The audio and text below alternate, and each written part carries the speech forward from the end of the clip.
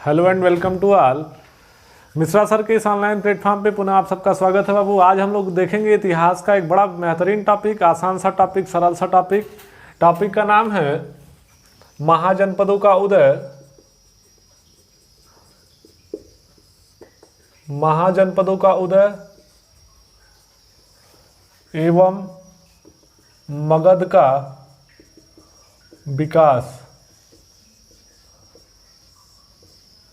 ठीक है, तो सबसे पहला प्रश्न बन सकता है, यदि आपने वैदिक काल देखा तो देखा कि उत्तर वैदिक काल में बाबू लोहे की खोज हुई।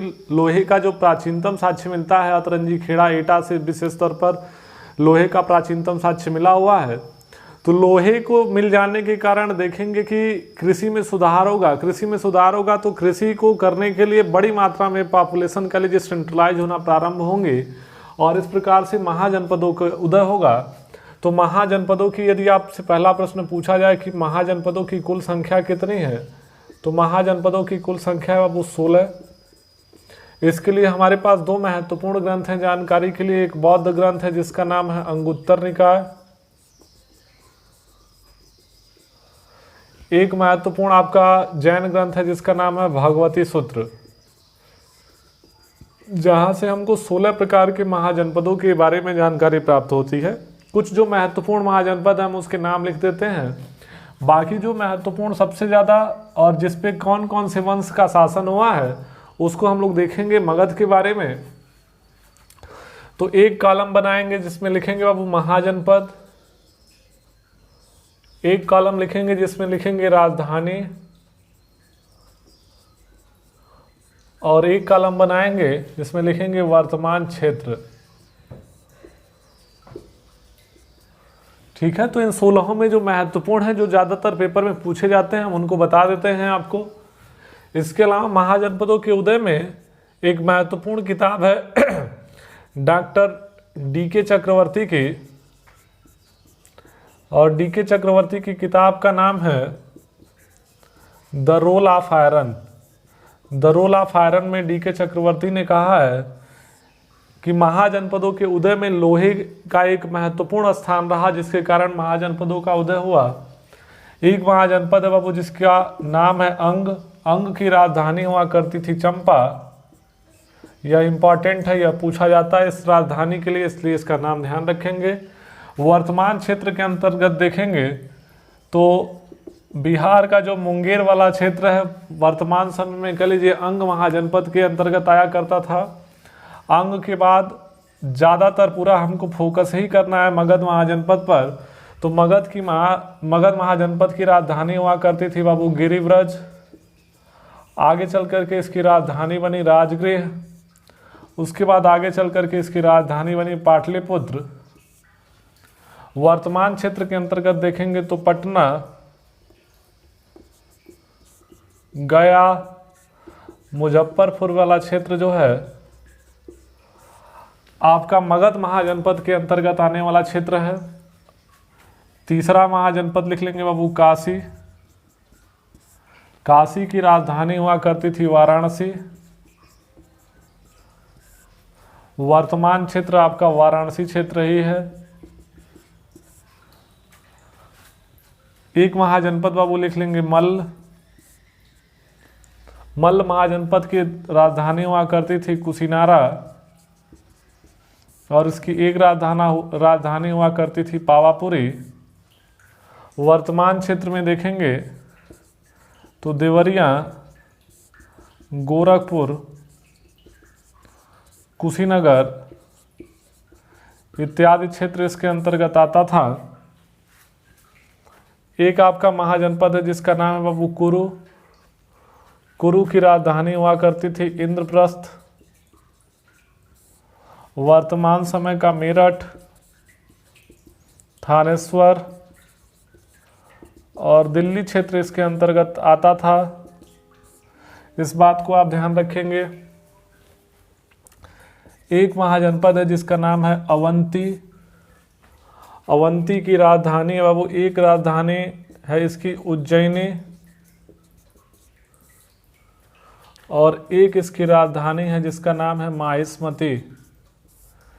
अवंती जो नॉर्थ अवंती था, नॉर्थ अवंती की राजधानी जो है नॉर्थ को रिप्रेजेंट कर रहा है। नॉर्थ अवंती की राजधानी उज्जैनी है और साउथ अवंती की राजधानी माहिष्मती।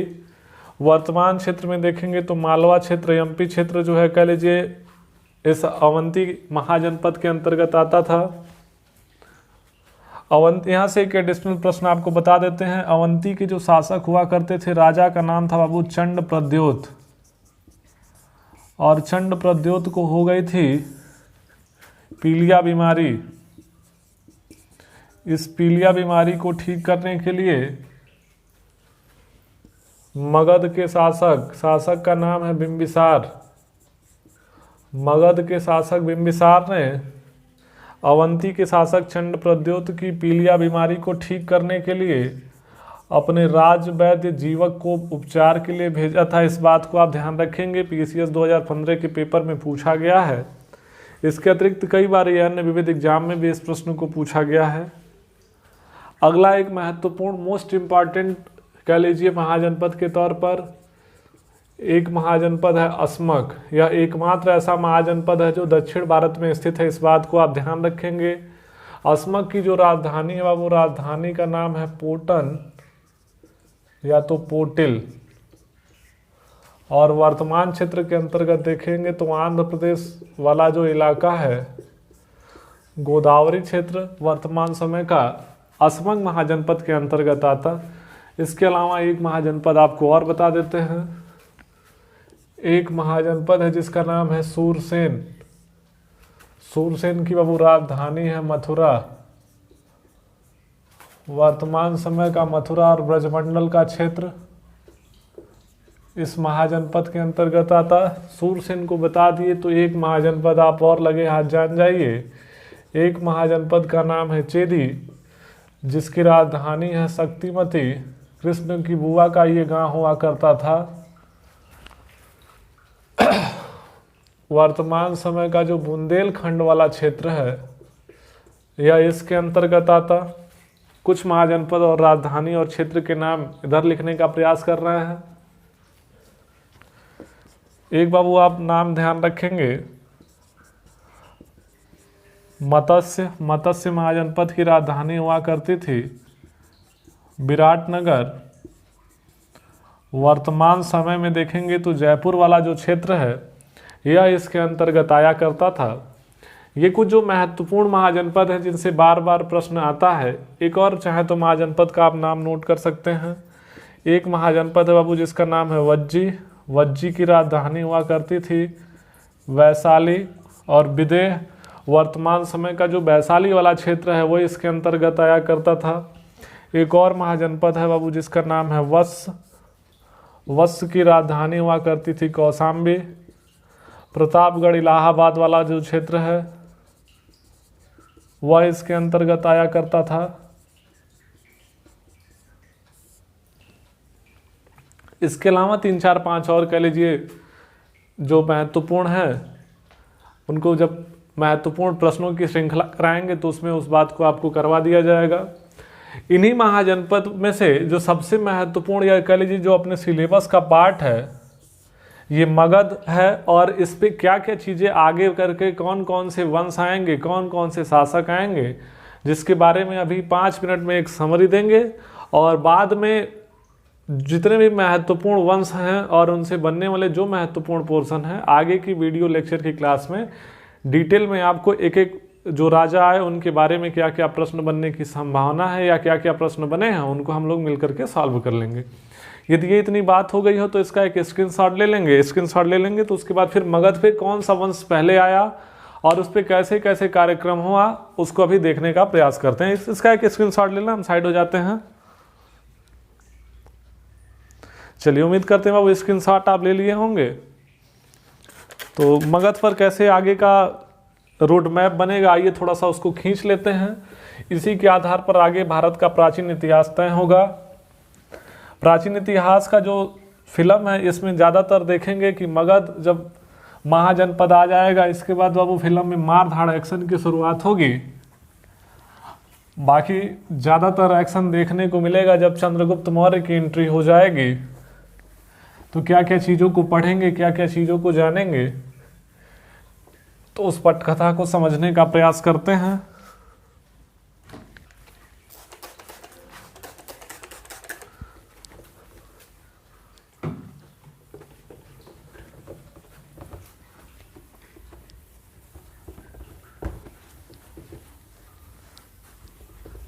चलिए 1 मिनट, बस 5 मिनट और लगेगा, आपको पूरा ओवरव्यू एक समझ में आ जाएगा मगध का, और कैसे कैसे भारत पर किस किस वंशों का उदय होगा, वो प्राचीन भारत का एक कंप्लीट आपको रोड मैप मिल जाएगा, एक ब्लूप्रिंट मिल जाएगा, जिससे आगे का नक्शा, आगे की पूरी फिल्म आपको समझ में आ जाएगी।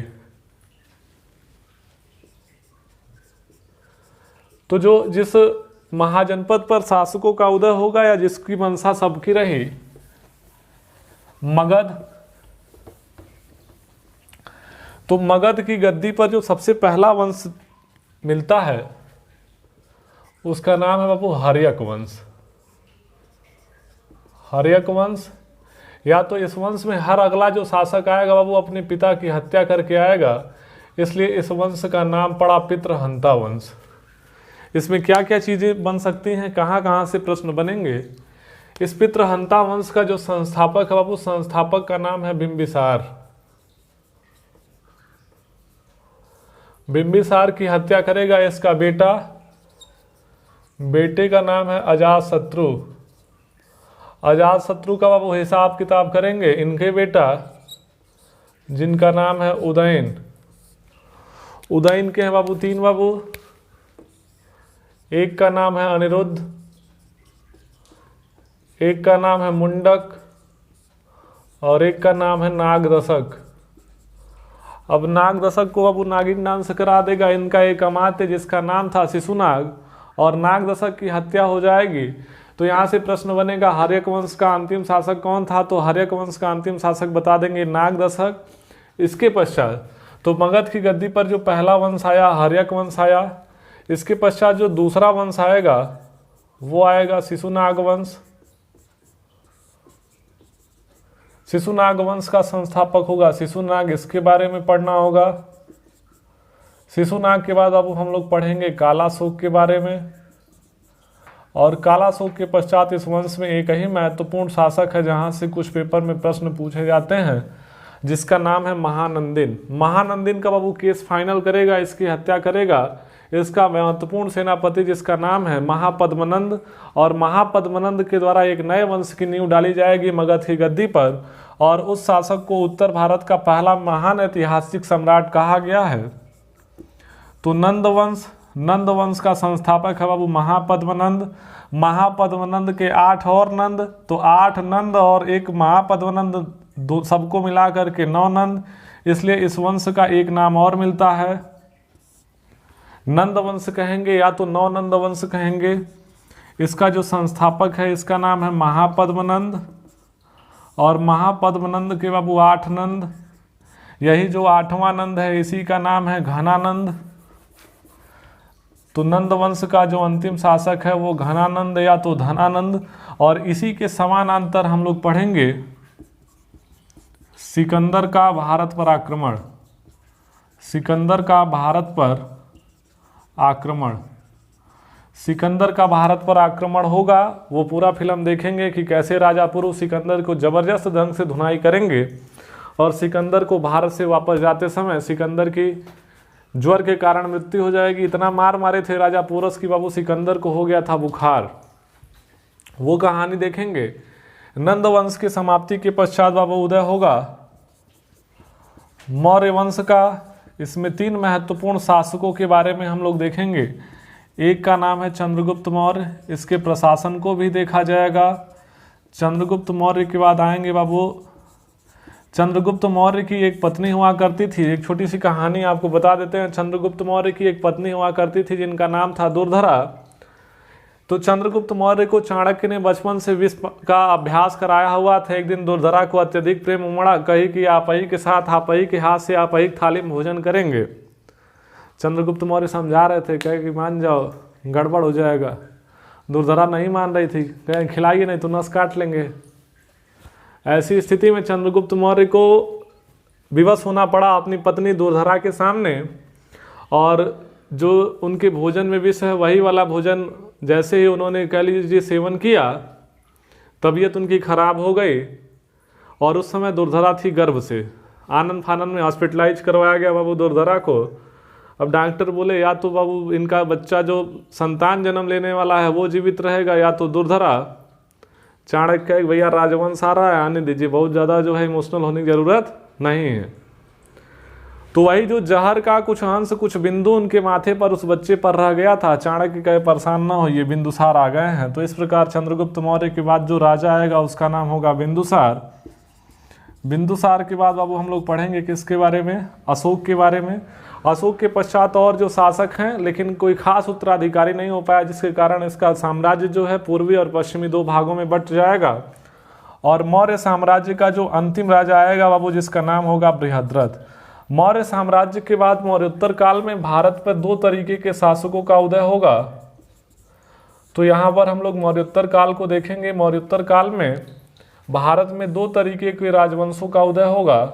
एक को कहा जाएगा बाबू देशी वंश, जिसमें 3 ब्राह्मण वंशों का उदय होगा। एक को कहा जाएगा विदेशी वंश या विदेशी शासक। देशी वंशों में सबसे पहले आएंगे बाबू शुंग वंश।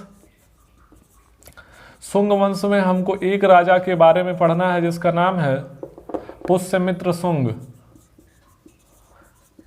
और एक राजा के बारे में पढ़ेंगे जिसका नाम है देवभूति। शुंग वंश के बाद हम लोग पढ़ेंगे कण्व वंश के बारे में। कण्व वंश के जो संस्थापक हैं उनका नाम है वसुदेव। एक लाइन में इनको पढ़ लेंगे और यहीं पर एक लाइन में और पढ़ना है हमको सुशर्मन या तो सुशर्मा के बारे में। और कण्व वंश की समाप्ति के पश्चात एक और ब्राह्मण वंश का उदय होगा जिसका नाम है आंध्र सातवाहन वंश। आंध्र सातवाहन वंश में हम लोग थोड़ा सा महत्वपूर्ण है तो सिमुक को पढ़ेंगे। सिमुक या सिंधुक इनका नाम है। उसके बाद हम लोग पढ़ेंगे बाबू सातकर्णी प्रथम को। सातकर्णी प्रथम के बाद हम लोग पढ़ेंगे गौतमी पुत्र सातकर्णी को। गौतमी पुत्र सातकर्णी के बाद हम लोग पढ़ेंगे बाबू यज्ञश्री सातकर्णी को। यज्ञश्री सातकर्णी से पहले 2-3 लाइन में पढ़ लीजिएगा हाल के बारे में, और यज्ञश्री सातकर्णी के बाद पढ़िएगा वशिष्ठ पुत्र पुलमावी के बारे में। विदेशी वंशों में देखेंगे तो सबसे पहले आएंगे हिंद यवन। एक प्रश्न तो सीधे सीधे आजकल क्रम से पूछा जाता है कि विदेशी वंश के शासकों का क्रम बताइए, तो सबसे पहले आएंगे हिंद यवन। हिंद यवन में बाबू हम लोग पढ़ेंगे मिनांडर के बारे में। हिंद यवन के बाद आएंगे शक। शक में हम लोग पढ़ेंगे रुद्रदामन के बारे में। शक के बाद हम लोग पढ़ेंगे पहलव, आबलिक पार्थियन, आबलिक ईरानी। 2017 यूपीपीसीएस में यहाँ से प्रश्न आया है। यहाँ पर हम लोग पढ़ेंगे गोंडो फर्नीच के बारे में। और इसके बाद पढ़ेंगे बाबू हम लोग कुषाण वंश के बारे में। कुषाण में हम लोग 3 महत्वपूर्ण शासकों के बारे में पढ़ेंगे कुजुल कटफिसेस। कुजुल कटफिसेस के बाद हम लोग पढ़ेंगे विम कटफिसेस को। विम कटफिसेस के बाद हम लोग पढ़ेंगे महत्वपूर्ण शासक है जिसका नाम है कनिष्क, जिसे द्वितीय अशोक के नाम से भी जाना जाता है। और कुषाणों के सामंत हुआ करते थे, ऐसा कहा जाता है गुप्त। तो यहाँ से एक नए काल का शुरुआत होगी जो भारत का स्वर्ण काल के नाम से भी जाना जाएगा। तो गुप्त काल में किन किन शासकों को हमको पढ़ना है, यहाँ पर उनका एक डायग्राम आपको बता देते हैं। गुप्त काल में बाबू सबसे पहले हम लोग पढ़ेंगे श्रीगुप्त को। श्रीगुप्त के बाद एक लाइन में पढ़िएगा घटोत्कच को। घटोत्कच के बाद आप पढ़िएगा चंद्रगुप्त प्रथम को। चंद्रगुप्त प्रथम के बाद आप पढ़िएगा समुद्रगुप्त को। समुद्रगुप्त के बाद आप पढ़िएगा बाबू रामगुप्त को। रामगुप्त के बाद आप पढ़िएगा चंद्रगुप्त द्वितीय विक्रमादित्य को। चंद्रगुप्त द्वितीय विक्रमादित्य के बाद आप पढ़िएगा कुमारगुप्त को। कुमारगुप्त के बाद आप पढ़िएगा स्कंदगुप्त को। और अंतिम में कुछ लाइन आप पढ़ लीजिएगा विष्णुगुप्त के बारे में। आपके गुप्त काल से बनने वाले समस्त प्रश्न आपके यहीं से बन जाएंगे। और गुप्त काल के पश्चात बाबू होगा गुप्तोत्तर काल। और गुप्तोत्तर काल में एक महत्वपूर्ण वंश का उदय होगा जो भारत को एक बार पुनः समेकित करने का कह लीजिए अंतिम प्रयास रहा। वर्धन वंश या तो इसको कहा जाएगा पुष्यभूति वंश। इसमें जो प्रथम महत्वपूर्ण या कह लीजिए इम्पॉर्टेंट शासक होगा जिसका नाम होगा प्रभाकर वर्धन। तो इसके बारे में कुछ पढ़ा जाएगा। प्रभाकर वर्धन के 3 वर्धन, एक का नाम है बाबू राज्यवर्धन, एक का नाम है हर्षवर्धन और एक का नाम है राजश्रीवर्धन।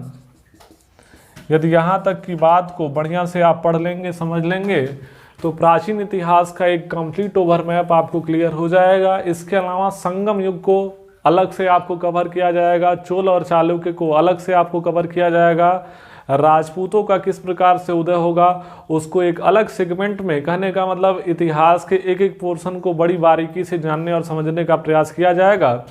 तो आज के इस वीडियो लेक्चर में हमने आपको महाजनपदों का कैसे उदय हुआ, कौन कौन से महत्वपूर्ण महाजनपद रहे और आगे की हमारी जो प्राचीन इतिहास की यात्रा जो हमने प्रारंभ की है वो कैसे शुरू होगी, जानने और समझने के लिए बने रहिए हमारे इस चैनल पर।